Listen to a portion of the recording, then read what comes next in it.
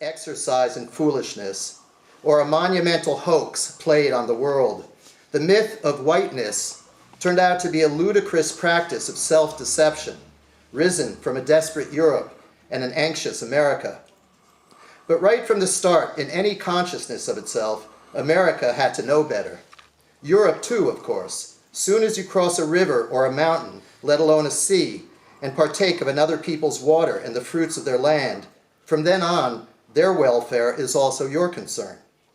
And America, which was first of all a story of stolen land, was from its earliest development a grand experiment in mixage, a forced jumbling of peoples from everywhere. So whiteness was less a factor for claiming a coherent identity than it was an economic tool for maintaining dominance. At the same time, it's well known that whiteness can cause blindness. The glare as light bounces across your eyes, or an interminable fog of whiteness that swallows you up. If all you see is white, then you've seen nothing. Who taught us to look in that way? When I was growing up in the 1960s, in a town on the Jersey Shore halfway between Long Branch and Asbury Park, I lived in a mostly white world. As a child, being Jewish, I was aware of who else was Jewish and who was not. Eventually, I had classmates with Irish names and German, Italian, Czech, British. As for who belonged to what church, I didn't understand any of that. Besides, the Orthodox synagogue on Asbury Avenue that we attended, now a Haitian Baptist church, building unchanged, I don't think any of my local Jewish friends went there. Compounding that divide, up through my middle school years, I mostly went to a Hebrew day school a few towns over in Wanamassa. But I rebelled and left twice and graduated from the local public school. So already I didn't feel quite the same as anyone around me, and if someone had tried to explain, but you're all white, that wouldn't have made any sense to me. White people, I came to realize, were an illusion. If that was what we had in common, it wasn't much. And who knows if it was true? Identity by default, the we are not them crowd. Not black, not brown, not any people of color do we come from, far as we know. What's left? When I was a child, no one talked explicitly about being white. It just seemed to be the norm. What a twisted world in retrospect. I understood Jews were not going to be the norm. Who were these white people and what was so special about them?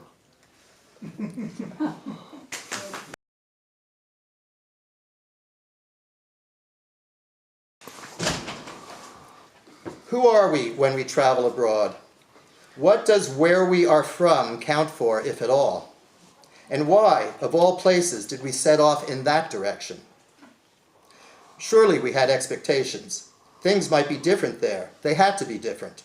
No other reason to bother with the going. If we're lucky, curiosity charts the course, a song, a face. Or we are thrown onto the open road, no choice, keep moving. In another place, we are always someone else and maybe also the same. A little disoriented, almost lost, unsure of what we know. We speak another tongue, and our own tongue becomes different too. A secret among strangers, possibly a trap. The fact is, we are more than what we were, and even a bit less, when we make ourselves into foreigners. Voilà.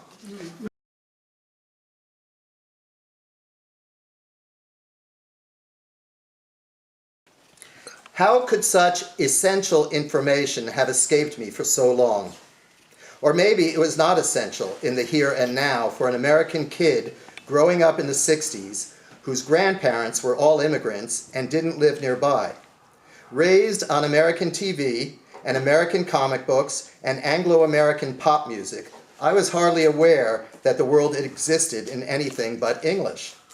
If I knew something of Hebrew, it was because our family used to go to shul, and because my brother and sister, and finally me, we all went to Hillel school for our education. Yiddish to me was more a remnant, heard in words and phrases exchanged by my parents with their families, and others at shul, though never much. More dynamically, Yiddish was the past, and no one around me dwelled on the past, especially in what that entailed of an old world. And if I was at all conscious as a kid of the Spanish language, It was mostly because of Mexican food, which my family never ate. Besides, wasn't it the tendency of most immigrants in America to leave the old tongue behind, not pass it down? Somehow, there were no circumstances for me to have learned such details about my parents, not till I was 17, as it happened. One day, in the summer of 1973, Isaac and his cousin Nicky and I were trying psilocybin mushrooms on a mountainside in Oaxaca, while hundreds of miles away in Puebla, a terrible earthquake occurred. Of course, when we eventually found out about it, we had no thoughts to call home, which would have been complicated. My parents, living in Berkeley by then, only knew we were traveling in Mexico somewhere. Weeks later, I discovered that my father, seeking to know more, had gotten on the phone and called Isaac's house in Chula Vista and landed on his Polish grandfather, who had immigrated to Mexico in the 1920s. Isaac's grandfather spoke little English, and my father's Spanish was nil. But apparently, they figured out they had recourse to the old lingua franca. Before that, I had no idea my father was so fluent in Yiddish. Oui. Aussi, un autre petit texte de mon enfance, de Asbury Park, qui s'appelle Rooms. If there was a name to the restaurant, I didn't see it. Down on Kingsley Street, 1 block over, parallel to the beach, the locale was hardly distinctive. Just another pre-war apartment building. The area was familiar enough.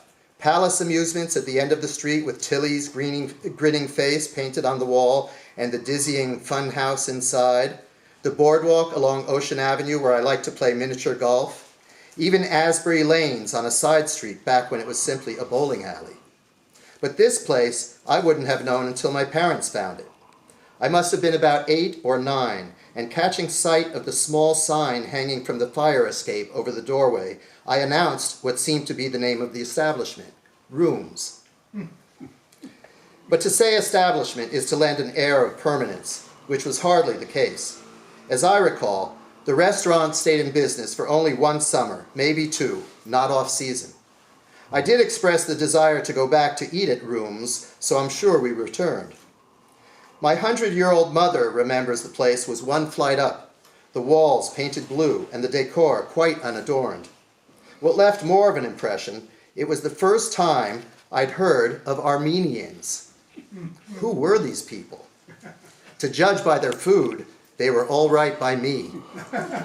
Most important, though, I discovered La Majan there, the small individual pizza with minced meat and vegetables.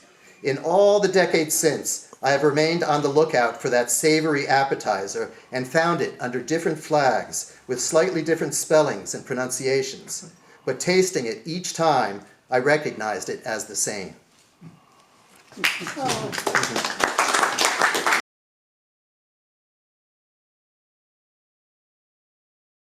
Qui s'appelle Meadowland, qui est en fait le titre d'un morceau, une mélodie, on va voir, mais...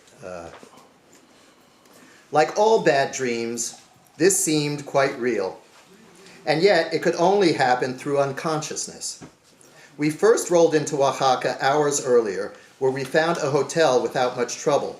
One of those affairs with an elaborate inner patio garden and the rooms off the corridors beyond. We put our bags in our rooms and headed back out to see the city while we still had half the afternoon. Someone suggested the steam baths, which sounded like a good idea, to relax and freshen up after driving for hours to get there. Isaac, or Nicky, procured a joint from the proprietor of the baths, even better. And so we schwitzed and got stoned a while, and when we were done, wandered over to the central market area nearby. We plunged in among the different stalls, so much to look at. Before long, I got separated from the others, and glancing about, I saw that I was suddenly on my own.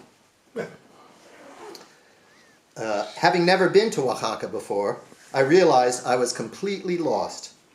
Could I even find my way back to the hotel? From that street to the steam baths to the market area, we had taken enough turns that I no longer felt too sure which direction it was in. No use to panic, that could come later. I just had to keep walking and enjoy myself, take my time there. You don't think to notice every detail entering a new place, as if you were stepping into a labyrinth. It doesn't occur to you how easily you might lose track of the people you came with. And what then? I was bound to run into my friends eventually. Of course I would. The situation grew prolonged, however. So much casting an eye out for a familiar face was getting tiresome. What was I going to do? How would I explain? I wasn't a little kid, although I was not entirely grown up yet either, if that mattered. No plan of action was taking shape in my mind. Maybe if I stopped strolling around for a spell, let the crowds pass by, my friends might emerge when least expected. But how do you catch the unexpected by surprise? And then something else caught my ear instead. A young woman, standing at the counter of her stall, was singing a tune, wordlessly, that I recognized. It was not a Mexican tune. From across the world, like a signal, it had landed there, by some unfathomable route, and I stumbled forth from my own great distance to hear it. Only a few years earlier had I heard that song for the first time, on a record I found at the Berkeley Public Library, or maybe a cheap used copy chanced upon at Moe's Books. Pete Seeger and Frank Hamilton's Non-Such and Other Folk Tunes, on Folkways. An old Russian song, Meadowland. The melody had stuck in my head, as it has to this day, 50 years later. There seemed something miraculous about us meeting like that, me, the song, through the woman who was not much older than me, but I did not let on. I lingered just close enough to listen, and yet remain unnoticed, to not disturb her brief reverie and mine as well. Yeah. So,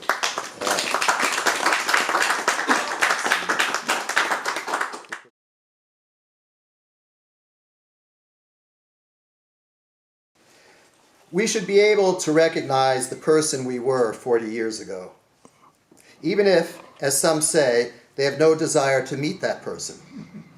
Grown from an individual who should have known better, perhaps, but also growth away, movement. We are not trees, are we? Moving targets, not where we were. So to know ourselves seems to mandate a moving perspective, here and there. All the things we would tell that person if encountered by chance, that person we were long ago. Most of it unimportant. Startled we are, time and again, to survive so much movement. Anyhow, who was that stranger, that phantom from the past? And why were they looking at us? What do they think we know? Merci. John Weiss!